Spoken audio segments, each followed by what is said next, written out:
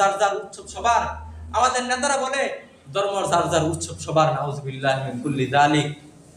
আজকে পবিত্র দিন, শুক্রবার দিন, জুমার দিন, ধর্ম যার যার উৎসব যদি সবার হয়ে থাকে, তাহলে আজকে মসজিদের মধ্যে কয়জন হিন্দু আসছে?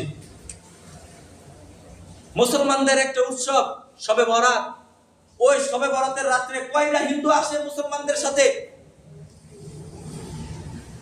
রমজান মুসলমানদের একটা উৎসব, রোজা রাখা মুসলমানদের জন্য ফরজ। মুসলমানদের সাথে সমাজে শ্রেষ্ঠতা করার জন্য কয়জন হিন্দু মুসলমানদের সাথে রোজা রাখে? মুসলমানদের উৎসব ঈদ, ঈদুল ফিতর, ঈদুল আজহা। ঈদুল ফিতর এবং ঈদুল আজহার মধ্যে কয়টা হিন্দু আসে?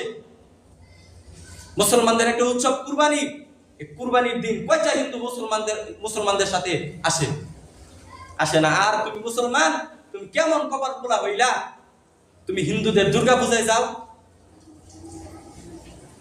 কত অধঃপতন হয়েছে তোমার।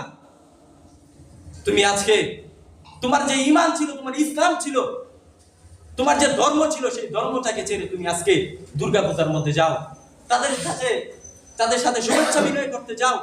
অথচ আল্লাহ পাক রব্বুল আলামিন এই সূরা অবতীর্ণ করার আগে বলে দিয়েছেন যে কাফেরদের সাথে কোনো সমঝোতা না।